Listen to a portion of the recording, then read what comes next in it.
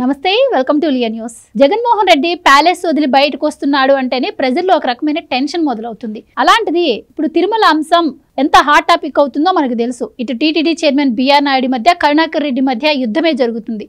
ఇలాంటి టైంలో జగన్మోహన్ రెడ్డి ఈ నెల 27వ తారీఖు తిరుమల పర్యటన అంటున్నారు. అయితే ఈ పర్యటనపై ఉత్కంఠ అయితే నెలకొంది. ఈ విషయాన్ని పక్కన పెడితే అసలు తిరుమల పర్యటన గురించి చాలా రకాల ప్రశ్నలు ఉత్పన్నమవుతున్నాయి. అసలు జగన్మోహన్ రెడ్డి గారు ఇలాంటి టైంలో తిరుమల పర్యటనను ఎందుకు పెట్టుకున్నారు? మరి ఆయన వెళ్తే ఈసారి డిక్లరేషన్ ఇస్తారా, ఇవ్వరా? అసలు ఆయన తిరుమల పర్యటన వెనుక ఉన్న ఆంతర్యం ఏంటి అని కూడా ఒక ప్రశ్న అయితే మొదలవుతోంది. దీనికి సంబంధించి మరిన్ని వివరాలు తెలుసుకుందాం. మనతో పాటు ఉన్నారు సీనియర్ పొలిటికల్ అనలిస్ట్ అంకమరావు గారు. నమస్కారం సార్. సార్, జగన్మోహన్ రెడ్డి గారు ఈ నెల 27న తిరుమల వెళ్ళబోతున్నారు అని చెప్పి వాళ్ళు ప్రకటన అయితే చేశారు. సో తిరుమల గురించి ఇప్పుడు రోజుకొక్కటి ఎంత గొడవ రేగుతోంది. అలాగే సాక్షి పైన కూడా పరువు నష్టం దావా వేయటం, ఇవన్నీ మనకు తెలుసు. ఇలాంటి టైంలో ఆయన తిరుమల ఎందుకు వెళ్ళాలని అనుకుంటున్నారు? అలాగే డిక్లరేషన్ ఇస్తేనే పైకి అనుమతిస్తామంటున్నారు. మరి ఈయన లడ్డు అంశం బయటపడ్డప్పుడు కూడా వెళ్తాను అని చెప్పి డిక్లరేషన్ అడిగితే పర్యటన వాయిదా వేసుకున్నారు. సో ఇప్పుడు మరి ఇచ్చి వెళ్తారా, ఇవ్వకుండా వెళ్తారా? అసలు ఆ పర్యటన వెనుక ఏమన్నా ప్లాన్ ఉందంటారా? ఇప్పుడు జగన్మోహన్ రెడ్డి తిరుమల పర్యటన చేయడం తప్పేం కాదు. నేను తిరుమల తిరుపతి వెంకన్న స్వామిని, ఆ దేవదేవుణ్ణి, ఏడుకొండల వాడిని, ఆపదల మొక్కల వాడిని మనస్ఫూర్తిగా నమ్ముతున్నాను అని చెప్పని డిక్లరేషన్లో సంతకం పెట్టి వెళ్తే ఎవరు తప్పు పట్టరు. ఆ డిక్లరేషన్ మీద సంతకం పెట్టకుండా లోనకు వస్తానంటే ఈ తడవ అవకాశం లేదు. ఇది ఒకటి గమనించుకోవాలి. అక్కడ ఉంది బిఆర్ నాయుడు గారు, ఇప్పుడు ప్రభుత్వం చంద్రబాబు నాయుడు గారు. బిఆర్ నాయుడు గారి గురించి చాలా తక్కువ మందికి చాలా తక్కువగా తెలుసు. ఇప్పుడు ఒక అంశాన్ని, ఆయన బయటికి తీసుకొచ్చిన అంశాన్ని ఇక్కడ గమనించుకోవాల్సింది ఏంటంటే, ఆయన చాలా స్పష్టంగా జగన్మోహన్ రెడ్డి నూరా, భారతిరెడ్డి నూరా, మాకు ఎలాంటి అభ్యంతరం లేదు, కోనేరులో మునగండి, తలనీలాలు ఇవ్వండి, పంగనామాలు పెట్టుకోండి, పైకి రండి, దర్శనం చేసుకోండి, అప్పుడు మమ్మల్ని ప్రశ్నించండి అని చెప్పని అన్నాడు. వాళ్ళు బిఆర్ నాయుడు గారిని మొట్టమొదట ఆయన పేరు బయటకు వచ్చినప్పుడే అంశాలు, వాళ్ళు ఎత్తిన అంశాలు కూడా దానికి సంబంధం లేని అంశాలు, ఇక్కడ జూబ్లీస్ దానికి సంబంధించిన అంశాలను బయటకు తీసుకొచ్చేసి ఆ రోజు వాళ్ళు విశ్వరాత్రులు రాశారు. వాళ్ళ పత్రికల్లో కావచ్చు, ప్రసార మాధ్యమంలో కావచ్చు, కథలుగా అల్లారు.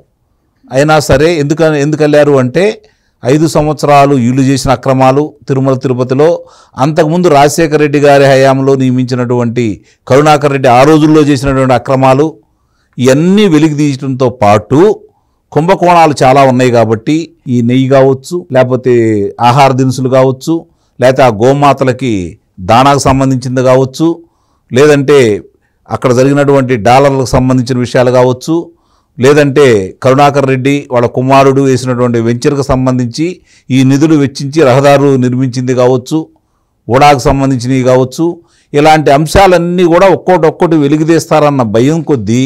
ఎందుకంటే వీళ్ళకేం రాజకీయం కావాలి. ఆ బిఆర్ నాయుడు గారికి ఏంటి, దేవుడికి సేవ చేయాలి, అపవిత్రం చేసిన దాన్ని ప్రక్షాళన చేయాలి, భక్తులకి మెరుగైన సౌకర్యాలు ఏర్పాటు చేయాలి. ఈరోజు గతంలో 60,000 మంది అధికంగా వస్తున్నారు అంటే ఈరోజు 80,000 మంది వస్తున్నారు. ఆ రోజుల తరబడి 36 గంటలు 48 గంటలు క్యూలో ఉండేవాళ్ళు ఈరోజు 12 గంటల లోపే దర్శనాలు అయిపోతూ ఉన్నాయి. మరి అంతకంటే ఎక్కువ వచ్చి ఈరోజు ఎందుకు అక్కడ జరుగుతున్నాయి? ఆ రోజు కావాలని ఆటంకం సృష్టించారు. భక్తులు సౌకర్యాలు చూడలేదు. భక్తులు కనుక సౌకర్యాలు బాగా చేసి ఇప్పుడులా చేస్తే భక్తులు పెరిగిపోతూ ఉంటే, హిందూ మతం వృద్ధి చెందితే వాళ్ళకి ఇబ్బంది కాబట్టి అక్కడ అన్యమతస్తులను తీసుకొచ్చి, ముఖ్యంగా క్రిస్టియన్ మతస్తులను తీసుకొచ్చేసి 2,000 మందిని మా మనుషులు ఉన్నారని చెప్పని కరుణాకర్ రెడ్డి చెప్పాడు కదా. అందుట్లో చాలామంది క్రిస్టియన్ మతస్థులు ఉన్నారని చెప్పని వీరు గుర్తించారు.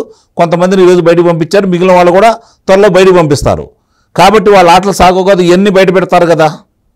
రెండోది, అక్కడ పైన నిత్యాన్నదానానికి సంబంధించి వెంగమాంబ దాంట్లో నిత్యాన్నదానానికి సంబంధించి నాసి రకం భోజనం పెట్టారు, అవన్నీ బయటకు తీస్తారు కదా. రెండోది, గోమాతలకు సంబంధించి ఎన్ని చనిపోయినాయో వాళ్ళ యొక్క పర్యవేక్షణలో అవన్నీ బయటకు తీస్తారు కదా. రెండోది, కరుణాకర్ రెడ్డి అన్న అర్హత లేకపోయినా ఆ రోజు అతను నియమించేసి అతను ఏ విధంగా తీసుకొచ్చారో ఇవన్నీ బయటకు తీస్తారు కదా. ఇన్ని విషయాలు దీంట్లో ఉన్నాయి. ఎంతో లబ్ధి పొందారు. కొన్ని వేల టికెట్లు అమ్ముకున్నారు. పర్యాటక కేంద్రంగా మార్చాలనుకున్నారు ఆధ్యాత్మిక కేంద్రాన్ని. దానికి అడ్డుకట్టబడింది కదా. ఆ విషయాలు కూడా బయటకు తీస్తారు కదా. రోజా పర్యాటక శాఖ మంత్రిగా ఉన్నప్పుడు ఎన్ని టికెట్లు అమ్ముకున్నారో, ఎంత రేట్లకు అమ్ముకున్నారో కూడా స్వయంగా చెప్పారు కదా బిఆర్ నాయుడు గారు. ఇప్పుడు ఇదే కరుణాకర్ రెడ్డిని మొహమాటం లేకుండా అతను చేసిన అవినీతి గురించి మాట్లాడుతూ, నీకు త్వరలో కారాగార వాసం ఉంది అని చెప్పని బహిరంగ హెచ్చరిక కూడా చేశాడు కదా బిఆర్ నాయుడు గారు. ఇప్పుడు సాక్షి దినపత్రిక మీద ఆయన వేసినటువంటి పరువు నష్టం దావా ఆ డబ్బులు వస్తే తిరుమల తిరుపతి దేవస్థానానికి ఇవ్వమన్నాడు తప్ప ఆయనకు అడగలేదు కదా. ఇన్ని విషయాలు ఉన్నాయి.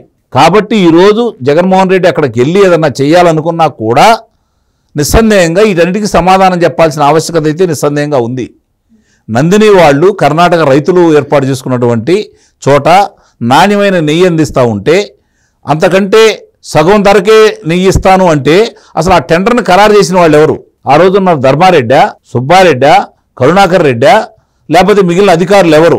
ఇవన్నీ కూడా ఇప్పుడు బయటికి తీస్తారు. ఇన్ని అంశాలు బయట ఉన్నాయి కాబట్టి భయపడి చచ్చిపోతా అన్నారు. కాబట్టి ఇవన్నీ రాకుండా ఉండాలని ఏదో హడావుడి చేయాలని. అలాగే ఎందుకు అనుకోవాలి సార్, మొన్న జగన్మోహన్ రెడ్డి గారు ఒక సమావేశంలో భాగంగా బొట్టు పెట్టుకొని కనిపించారు. ఆ తర్వాత నేను గోవులను పెంచుకుంటున్నానని, గోశాల గురించి నడుపుతున్నానని ఇలా ప్రచారం చేస్తారు. అంటే హిందూ ధర్మ పరిరక్షకుడుగా కూడా కరెక్టేనమ్మా. ఎక్కడ ఏ ఊళ్ళో ఆయన ఇంట్లోనే నడుపుతున్నారు. చిత్రాలు ఎందుకు బయటకు రాలేదు? బొట్టు మాత్రమే కనపడింది మీకు, మరి మిగిలిన బయటకు రాలేదు. మామూలుగా వాళ్ళ ప్రచారం చేస్తారు కదా, వాళ్ళ సోషల్ మీడియా వాళ్ళు కావచ్చు, వాళ్ళ పత్రిక కావచ్చు, వాళ్ళ ప్రసార మాధ్యమం కావచ్చు, చిన్నదాన్ని భూతత్వంలో తీసి చూపిస్తారు కదా. మరి ఇంతవరకు ఎప్పుడు చూపించలేదే? ఏ గోవు దగ్గరికి వెళ్ళి పాలు పితికాడు? ఏ గోవుకి? సనాతన ధర్మ పరిరక్షకుడు జగన్మోహన్ రెడ్డి గారు అని చెప్పి వాళ్ళు పోస్టులు కూడా పెట్టుకున్నారు. అండ్ ఇంకోటి, ఇందాక నేను అన్నట్టు ఆయన మొన్న బొట్టు పెట్టుకొని కనపడటం కావచ్చు, ఏమో జగన్మోహన్ రెడ్డి గారికి కూడా మరి మెల్లగా ఇటు దైవభక్తి పెరుగుతుందేమో అనుకోవచ్చు కదా. అందులో భాగంగానే ఆయన తిరుమల స్వాగతిస్తామని అన్నాడుగా. బిఆర్ నాయుడు గారు స్వాగతిస్తానని అన్నాడు కదా. నేను హిందువులని చెప్పుకోమనండి. మరి ఆయన సవాల్ విసిరాడు కదండి, ఇద్దరు వచ్చి గుండు కొట్టించుకున్నారని చెప్పి. మరి ఇప్పుడు ఆయన భారతీ గారిని కూడా తీసుకెళ్లి తలనీలాలు ఏమన్నా సమర్పించే అవకాశం కూడా ఉంటుందంటారా? పట్టు వస్త్రాలు వేయటానికే సతీ సమేతంగా రాలేదు ఆయన. ఎక్కడ తిరుమలకి సతీ సమేతంగా రావాల్సి వచ్చిందని చెప్పని ఇంట్లో సెట్ వేయించుకున్న వ్యక్తి ఆయన. అంటే అప్పుడు వేరు కదండి, ఇప్పుడు రాజకీయాలు చాలా. భారతి గారు ఒకటే, అప్పుడైనా ఇప్పుడైనా భారతి గారు ఒకటే. జగన్మోహన్ రెడ్డి మారతాడేమో, భారతి రెడ్డి గారు మారరు. కానీ ప్రజలు మారారు కదా, ప్రజలు ఆయన ఓడించారు. మళ్ళీ ప్రజల్లో అదే అభిమానాన్ని తెచ్చుకోవాలంటే మరి ఆ మాత్రమైనా చేయాలి కదా. ప్రజలు ఓడించారు. ఏ స్థాయిలో ఓడించారు? కాళ్ళు చేతులు ఎరగొట్టి పక్కన కూర్చోబెట్టారు ఆ పార్టీని. జవసత్వాలన్నీ లాగేశారు. ఇంక అక్కడ సత్వం ఏమి లేదు, ప్రచారం చేసుకోవడం తప్ప. ప్రజలు ఆ కళ్ళు మళ్ళీ ఆలోచన అయితే లేదు. ఏది మారినా ఏది చేసినా ఒకసారి చూశారు. అతను అంతకుముందు పరిపాలన చేసి ఉన్నట్టయితే అంతకంటే బాగా చేస్తాడని అభిప్రాయం రావడంలో సాధ్యంగా ఉంది.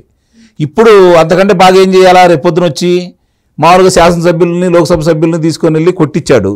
ఈ తర్వాత సంపేయించాలా చెప్పండి? అయితే మిథున్ రెడ్డిని పరామర్శించడానికి వెళ్తాడు అన్నారు, కానీ ఆ పర్యటన వాయిదా పడి వినాయక చవితి తర్వాత వెళ్తారని చెప్పి వాళ్ళే మళ్ళీ ప్రకటన విడుదల చేశారు. అలాంటిది ఇప్పుడు తిరుమల పైన ఇంత హాట్గా నడుస్తున్న టైంలో మరి ఆయన వెళ్తున్నాడు అంటే మరి ఆయన ఏమన్నా ఈ మద్యం స్కామ్ గురించి ఏమైనా మొక్కు ఉండే అవకాశం ఉందేమో. మరి నిజంగానే జగన్మోహన్ రెడ్డి గారికి భక్తి పెరిగి వెళ్తున్నాడు అనుకోవడంలో తప్పే ఉందండి? నిస్సందేహంగా మంచిదే. ఆయన రావచ్చు, సతీ సమేతంగా వచ్చాడు. లేదు ఒక్కడే వచ్చినా నేను హిందువుని, ఆయన శుభ్రంగా కోనేరులో స్నానం చేసి గుండు కొట్టించుకొని నామాలు పెట్టుకొని ఆ పంచె కట్టుకొని శుభ్రంగా పైకి వచ్చేసి చెప్పులు లేకుండా నడిచి వచ్చాడు అనుకోండి, నిస్సందేహంగా మంచిదే కదా. మరి సో ఈసారి జగన్మోహన్ రెడ్డి గారు డిక్లరేషన్ మీద సంతకం పెట్టి పైకి వెళ్తే మరి ఆయనకి భక్తి ఉన్నట్టు ఒప్పుకుంటారా మీరందరూ? మరి దేవుడి మీద ఉన్న నమ్మకం, నమ్ముతున్నానని ఒప్పుకుంటున్నాం. ఆయన భక్తి గురించి మేము ఒప్పుకోం. ఈ దేవుడిని నమ్ముతున్నానని చెబుతాడు ఆయన, అంతే. భక్తులు ఎలా ఉంటారు? భక్తులు హిందువులు అయితే హిందువులు ఉంటారు, ఆ క్రిస్టియన్స్ అయితే క్రిస్టియన్స్ ఉంటారు, మహమ్మదులు అయితే మహమ్మదులుగా ఉంటారు. వాళ్ళు దాని మీద భక్తి చాటుకుంటే నిజంగానే ఆ మతాన్ని ఇబ్బంది లేకుండా వాళ్ళు చాటుకుంటున్నారు అనుకుంటారు. కానీ ఈయన చాటుకున్నారు అనుకోండి, ఇప్పుడు ఓట్ల కోసమే అనుకుంటాం అంతే తప్ప దేవుడి మీద భక్తి అనేది మాత్రం ఎట్టి పరిస్థితుల్లో భావించాం. సో తిరుమల అంశంలో జగన్మోహన్ రెడ్డి గారి మీద వస్తున్న వార్తల పట్ల, అంటే వస్తున్న వార్తలన్నీ అవాస్తవం, నాకు కూడా భక్తి ఉంది అని నిరూపించుకునేందుకు ఆయన యాత్రను పెట్టుకున్నారనుకోవచ్చా? మరి 5 సంవత్సరాలు ముఖ్యమంత్రిగా ఉండి ఒంటిమిట్ట కావచ్చు, తిరుమల తిరుపతి దేవస్థానానికి కావచ్చు, ఆ దేవదేవుడికి కావచ్చు, పట్టు వస్త్రాలు సతీ సమేతంగా రాని వ్యక్తి ఈరోజు వస్తున్నాను అంటే వాళ్ళిద్దరు మారి వస్తే సంతోషపడతారు. కానీ అవకాశం ప్రజలు ఇరుగా రేపొద్దున అట్లాంటి పట్టు వస్త్రాలు ఇవ్వడానికి ప్రజలైతే సిద్ధంగా లేరు కదా. దానికోసం తాపత్రయం కోసం ఆ రోజు మరి గంగానదిలో స్నానం చేయించారు కదా. ఆ రోజు ఏమైనా మారలేదు కదా తర్వాత.